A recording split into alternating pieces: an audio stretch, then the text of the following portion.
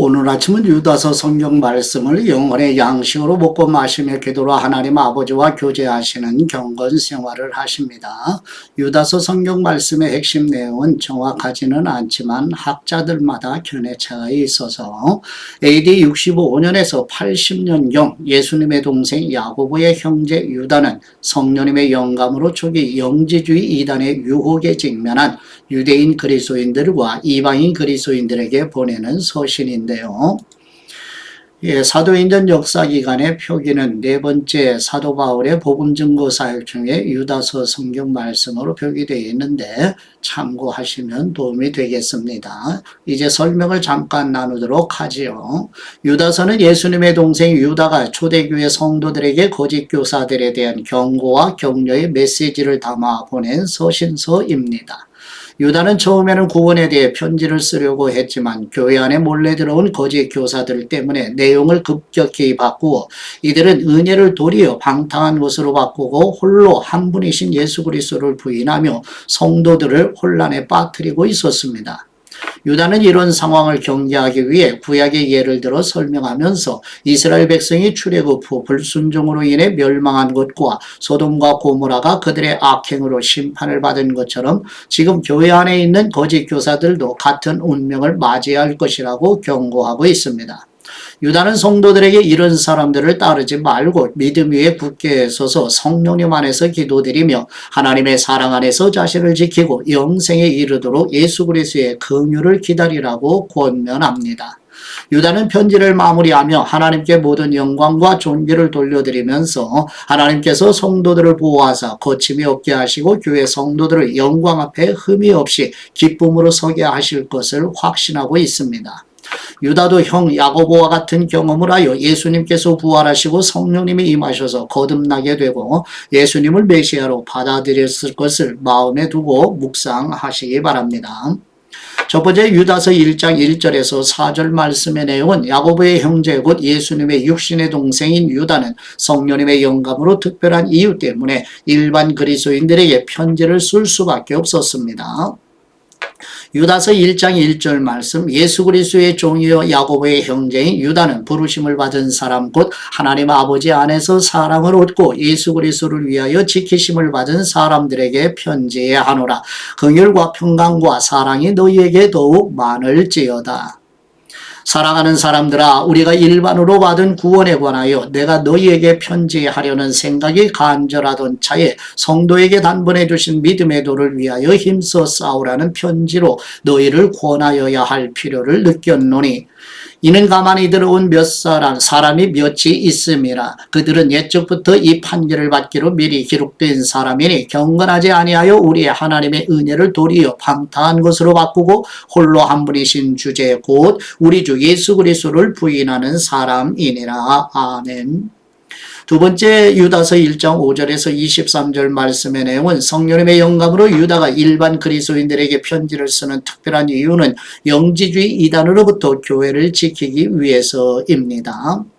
유다서 1장 5절 말씀 너희가 본래 모든 사실을 알고 있으나 내가 너희로 다시 생각나게 하고자 하노라. 주님께서 백성을 애굽에서 구원하여 내시고 후에 믿지 아니하는 사람들을 멸하셨으며 또 자기 지위를 지키지 아니하고 자기 처소를 떠난 천사들을 큰 날의 심판까지 영원한 결박으로 흑암에 가두셨으며 소돔과 고모라와 그 이웃 도시들도 그들과 같은 행동으로 음란하며 다른 육체를 따라가다가 영원한 불의 형벌을 받음으로 거울이 되었느니라.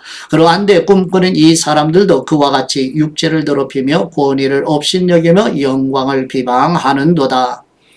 천사장 미가엘이 모세의 시체에 관하여 마귀와 다투어 변론할 때에 감히 비방하는 판결을 내리지 못하고 다만 말하되 주님께서 너를 꾸짖으시기를 원하노라 하였거늘 이 사람들은 무엇이든지 그 알지 못하는 것을 비방하는도다. 또 그들은 이성 없는 짐승같이 본능으로 아는 그것으로 멸망하느니라. 화 있을진저 이 사람들이여 가인의 길에 행하였으며 싹을 위하여 발람의 어그러진 길로 몰려갔으며 고라의 패역을 따라 멸망을 받았도다. 그들은 기탄 없이 너희와 함께 먹으니 너희의 애찬에 암초요 자기 몸만 기르는 목자요 바람에 불려가는 물 없는 구름이요 죽고 또 죽어 뿌리까지 뽑힌 열매 없는 가을 나무요 자기 수치의 거품을 뿜는 바다의 거친 물결이요 영원히 예비된 캄캄한 흑암으로 돌아갈 유리하는 별들이라. 아담의 질대손 에녹이 이 사람들에 대하여도 예언하여 이르되 보라 주님께서 그 수만의 거룩한 사람과 함께 임하셨나니 이는 뭇사람을 심판하사 모든 경건하지 않은 사람이 경건하지 않게 행한 모든 경건하지 않은 일과 또 경건하지 않은 죄인들이 주님을 거슬러 한 모든 완악한 말로 말미암아 그들을 정죄하려 하심이라 하였느니라. 이 사람들은 원망하는 사람이며 불만을 토하는 사람이며 그 정욕대로 행하는 사람이라 그 입으로 자랑하는 말을 하며 이익을 위하여 아첨하느니라.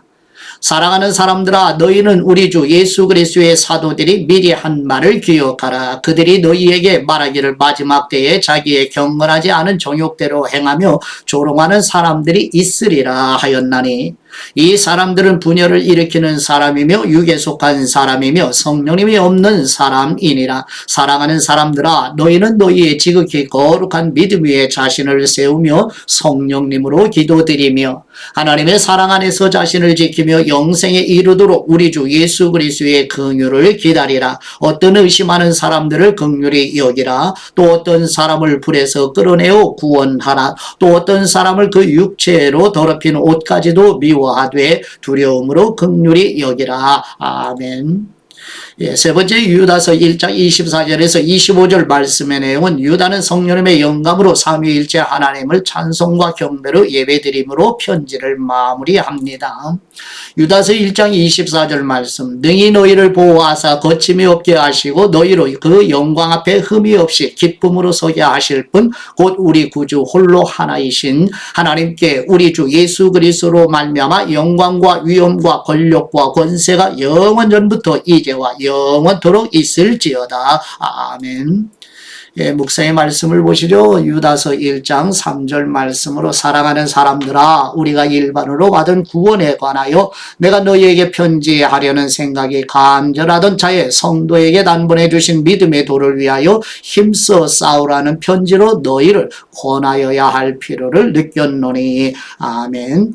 유다는 사랑하는 성도들에게 서신을 통해 구원의 진리를 전하고자 하는 마음이 간절했었어요. 그런데 그보다 더 시급한 상황이 생겼습니다. 믿음의 도를 위하여 힘써 싸우라고 권해야 할 필요가 생긴 거예요. 교회 안에 가만히 들어온 사람 몇이 믿음의 근간을 흔들어 놓고 있었어요. 그들은 경건하지 않아서 하나님의 은혜를 도리어 방탕한 것으로 바꾸고 홀로 한 분이신 주제 곧 우리 주 예수 그리스도를 부인하는 사람들이었습니다. 이단들은 가만히 들어와 진리를 어지럽히죠. 어느 때보다 배우고 확신한 일에 거하며 진리를 옳게 분별해야 하는 시대가 아닌가 싶지요. 사랑하는 성도들과 가정의 자녀손들 모두가 다 예수 그리스도 위에 견고히 서가시는 은혜와 복을 누리시는 복된 날이 되시기를 축복합니다. 이제 잠깐 추가적인 설명을 보시죠. 목회 서신의 내용인데요. 사도 바울은 1차 로마 감옥에서 석방된 후에 아시아 그레데 지역을 여행했습니다. 제 네 번째 복음 증거 사역으로 불리는 이 기간 동안 사도 바울은 디모데와 디도에게 교회를 맡기며 목회 지침을 제공하는 서신을 기록합니다. 이 서신들은 다음 세대의 리더십을 전수하는 과정으로 마치 모세가 여호수아를 후계자로 세우고 예수님의 제자들을 훈련시킨 것과 비슷합니다. 첫째, 디모데전서를 보시죠. 디모데전서는 사도 바울이 에베소에서 목회하던 디모데에게 보낸 첫 번째 서신인데요. 디모데와 바울의 인연은 1차 복음 증거 사역 중 루스드라에서 시작이 됩니다. 당시 사도 바울은 루스드라에서 돌에 맞아 죽을 뻔한 경험을 하고 그 이후로 디모데를 제자로 삼아 훈련시키며 함께 사역하게 되었습니다. 디모데는 바울과 함께 빌립보, 데살로니가, 고린도 등에서 중요한 역할을 했으며 로마와 예루살렘까지도 동행하지 하지요. 디모데는 바울의 옥중서신에도 자주 언급되는 충성스러운 동역자이고 사도 바울과의 관계는 마치 아버지와 아들 사이와 같았습니다.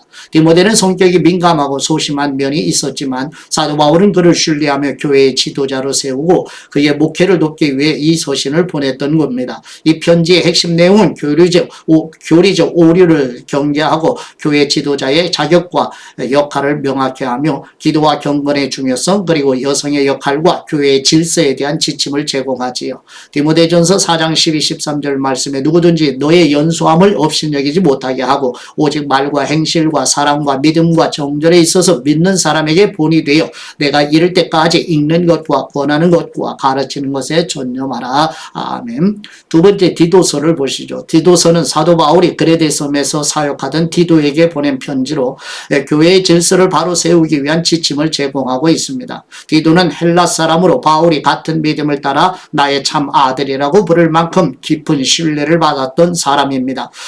디도는 바울과 함께 예루살렘 총회에 참석했었고 고린도 교회 문제 해결에도 큰 공헌을 했던 사람입니다. 예.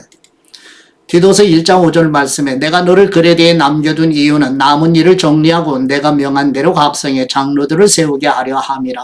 아멘. 사도 바울은 디도에게 그레데 교회의 영적 성숙과 질서 정립을 위해 책임을 부여하면서 특히 교회 안에 거짓 교사들과 그들의 잘못된 가르침에 어떻게 대처해야 할지에 대해 강조하고 또한 사도 바울은 교회 지도자들의 자격 기준과 성도의 삶의 방식에 대한 구체적인 지침을 제시하며 올바른 믿음과 행동의 일치를 강조하고 있습니다.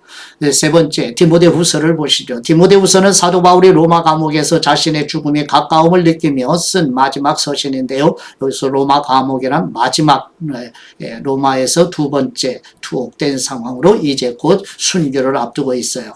이 디모데후서는 디모데에게 핍박 속에서도 믿음을 지키며 사역을 충실히 수행하라는 격려의 메시지를 가지고 있습니다. 당시 로마 황제 네로는 대화제의 책임을 그리스도인들에게 돌리며 잔혹한 박해를 가하고 있었고 바울도 세포되어 마메르타인 감옥에 수감되었을 가능성이 크고요. 그곳은 주의와 악취로 가득한 열악한 감옥이었으며 사도 바울은 사형에 직면한 상황이었습니다. 그럼에도 불구하고 오네시보로와 누가와 같은 충성스러운 동역자들이 사도 바울을 위로하며 그 사도 바울이 디모데에게 편지를 쓸 수 있도록 도왔던 것입니다. 사도 바울은 디모데에게 끝까지 복음을 부끄러워하지 말고 담대히 전파할 것을 당부하며 특히 마지막 때의 배교와 위험에 대비하라고 경고하면서 사도 바울은 자신의 사역을 선한 싸움을 다 싸우고 믿음을 지켰다며 신앙의 경주의 끝을 고백하고 이 편지를 마무리하고 있습니다. 디모데후서 4장 7, 8절 말씀해 보시면 나는 선한 싸움을 싸우고 나의 달려갈 길을 마치고 믿음을 지켰으니 이제 후로는 나를 위하여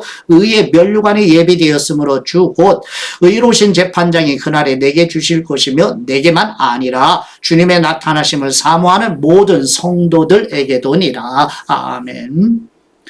예, 이제 아버지께 받은 말씀으로 아버지께 감사기도 드리십니다. 위엄과 존귀와 영광이 영원하신 우리의 하나님 아버지, 영적인 지식으로 구원을 받는다는 영지주의 이단으로부터 교회를 지키시기 위해 유다에게 성령님의 영감을 주셔서 성경을 기록하게 하신 아버지 하나님께 감사드립니다.